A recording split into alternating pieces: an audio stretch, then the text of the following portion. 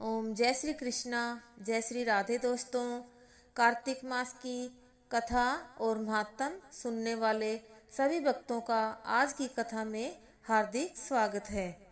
श्री हरि विष्णु और माँ लक्ष्मी की कृपा आप पर और आपके परिवारजनों पर सदा ही बनी रहे। तो दोस्तों, आज आप सुनेंगे कार्तिक मास महात्म का 10वां अध्याय। बोलो विष्णु भगवान की जय। नारद जी ने कहा, देवताओं से पराजित होकर जो दैत्य पहले पाताल में थे, वे भी जलंधर का आश्रय लेकर निर्भय हो पृथ्वी पर आ गए। एक बार राक्षस जलंधर ने राहु के सिर को कटा हुआ देखकर उसके कटने का कारण शुक्राचार्य से पूछा। शुक्राचार्य ने समुद्र मंथन की कथा सुनाई और राहु के सिर कटने, रत्न हार लेने और राक्षसों के पतन का वर्णन किया। अपने पिता समुद्र का मंथन सुनकर जलंधर के नेत्र क्रोध से लाल हो गए और उसने घसमर नामक दूत को इंद्र के पास भेजा। दूत ने स्वर्ग में जाकर सुधर्मा नामक सभा में प्रवेश किया। घसमर ने इंद्र से अद्भुत वाक्य कहे। घसमर ने इंद्र से कहा, समुद्र के पुत्र जलंधर सब दैत्यों के राजा हैं। उन्होंने मुझे अपना दूत बनाकर भेजा है। उन्होंने कहा है, आपने मेरे पिता सागर का मंथन क्यों किया? साथ ही उस मंथन के द्वारा जो रत्न आपने समुद्र से निकाले हैं, उन्हें शीघ्र ही मुझे दे दीजिए। दूत की यह बात सुनकर इंद्र अत्यंत विस्मित हुए और क्रोध में भरकर उस भयानक दूत घसमर से उन्होंने कहा, हे दूत सुनो, हमने सागर मंथन क्यों किया? समुद्र को मथने का कारण यह था कि उसने उन पर्वतों को अपनी बगल में छिपा लिया था जो मुझसे डरते थे। इससे पहले भी मेरे अनेक शत्रु दैत्यों को उसने शरण दी थी। इसी कारण मैंने उसके रत्न समूह को हर लिया।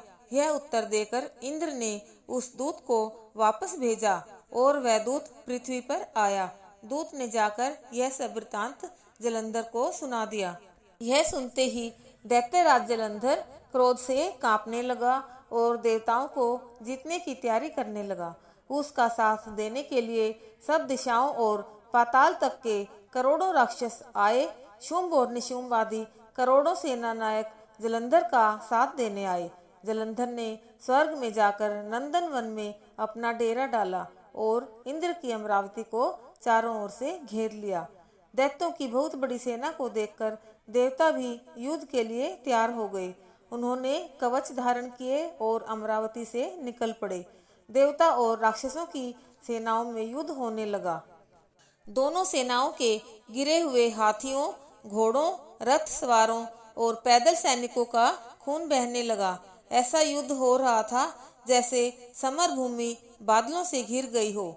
युद्ध में मारे गए राक्षसों को शुक्राचार्य मृत संजीवनी पढ़कर जिंदा करने लगे।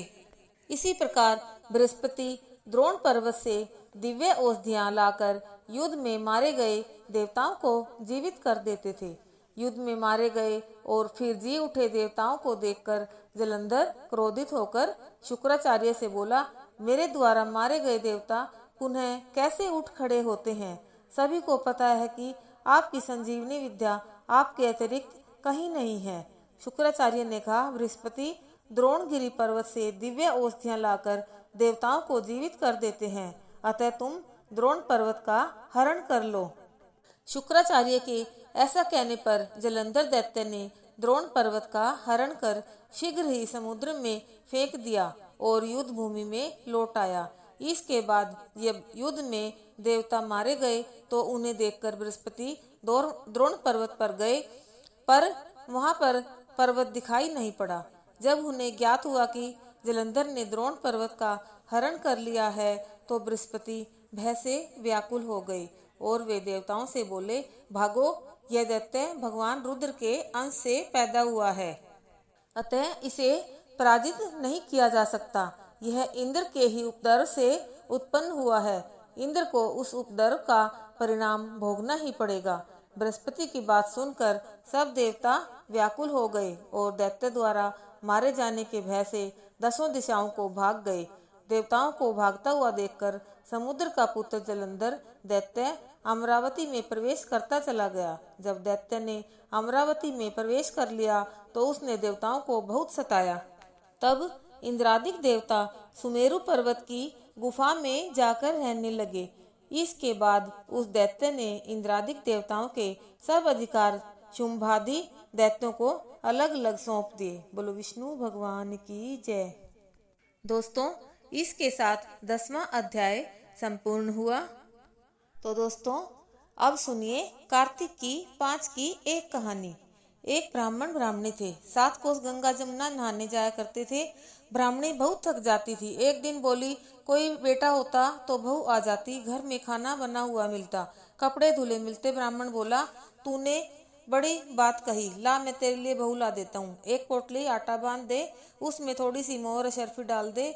उसने पोटली बांध दी। ब्राह्मण लेकर चल दिया। कुछ दूर पर जमुना जी के किनारे लड़कियां अपने अपने मिट्टी के घर बनाकर खेल रही थी। उनमें से एक बोली, मैं तो अपना घर नहीं बिगाड़ती, मुझे तो रहने के लिए चाहिएगा। ब्राह्मण को वही लड़की मन भा गई। वह अपने मन में सोचने लगा, यही एक समझदार सी लड़की है। वह उसके पीछे पीछे हो लिया। जब वह घर पहुंची तो बोला, बेटी मैं भूखा हूँ, अपनी माँ से पूछ ले, मेरे लिए 4 रोटी बना देगी। कार्तिक का महीना है, मैं किसी के घर की रोटी नहीं खाता, मेरे पास यह आटा है, अपनी माँ को दे दे और अपनी माँ से कह दे कि आटा छान लेगी। अच्छी बात बाबा, कहकर उसने अपनी माँ से कहा, माँ बाहर बाबा बैठा है, उसकी रोटी बना दो और आटा छान लेना। उसने आटा छाना, उसमें मोहर अशर्फी निकली। वह बोली, जिसके आटे में इतनी मोहर अशर्फी है उसके घर में न जाने कितनी होगी। जब बाबा रोटी खाने बैठा तो उसकी माँ बोली, बाबा तुम लड़के की सगाई करने जा रहे हो। बाबा कहने लगा कि मेरा लड़का तो काशी जी पढ़ने गया हुआ है, अगर तुम कहो तो खांड के कटोरे में तुम्हारी लड़की को ब्याह कर ले जाऊं। लड़की की माँ बोली, अच्छी बात बाबा, यह ब्याह कर ले आया। आकर बोला, रामू की माँ किवाड़ खोल कर देख, मैं तेरे लिए बहू लाया हूँ। बुढ़िया बोली, दुनिया तो बोली मारे थी, तू भी बोली मार दे, हमारे तो 7 जन्म भी बेटा नहीं है, तो बहू कहाँ से आएगी, ना तू किवाड़ खोल। ब्राह्मण ने कहा। उसने किवाड़ खोले, देखा तो सामने बहू खड़ी है। सास आदर सत्कार से बहू को अंदर ले आई। जब बूढ़े बुढ़िया नहाने जाते तो बहू सारा काम करती, खाना बनाती और कपड़े धोती, रात को उनके पांव दबाती। इस तरह से बहुत समय निकल गया। सास बोली, बहू चूल्हे की आंच न बुझने दियो, मटके का पानी न खत्म होने दियो। एक दिन चूल्हे की आग बुझ गई। भागी भागी बहू पड़ोस में गई। बोली, पड़ोसन मुझे थोड़ी सी आग दे दो, मेरे चूल्हे की आग बुझ गई है। मेरे सास ससुर आते ही होंगे, सुबह 4 बजे के गंगा जमुना नहाने गए हुए हैं। पड़ोसन ने कहा, तू तो बावली है, तुझे तो ये यूं ही उठाकर ले आए हैं, उनके 7 जन्म भी कोई बेटा नहीं है। बहू बोली, ना इनका बेटा तो काशी जी पढ़ने गया है। पड़ोसन बोली, तुझे तो झूठ बोलकर लावे हैं। वह बोली, मैं अब क्या करूं। उसने कहा, जली फूकी रोटी बना दे, अनूठी दाल डाल दे, खीर की कढ़ाई दाल में, दाल की कढ़ाई खीर में दे दे। उसको पड़ोसन की सीख लग गई। उसने ऐसा ही किया। सास ससुर आए। आज ना तो आदर सत्कार किया, ना ही उनके कपड़े धोए, खाना लगा दिया। सासू बोली, बहू ये क्या, ये तो जली फूकी रोटी है, अनूठी दाल है। बोली, यही खा लो। सासू जी, तुम एक दिन खा लोगी तो कुछ न होगा, मुझे तो जीवन भर अनूठी रहना है। सासू बोली, बहू को तो पड़ोस की सीख लग गई। रात को सो गई। बहू सुबह भागी भागी पड़ोस में गई। बोली, अब क्या करूं। बोली, 7 कोठों की चाबी मांग ले। जब सासू जाने लगी तो बहू आगे अड़ गई। बोली, बाद में जाना, पहले मुझे 7 कोठों की चाबी दे दो। ससुर बोला, चाबी दे दो, आज भी इसका कल भी इसका, हमारा क्या है, आज मरे कल दूसरा दिन।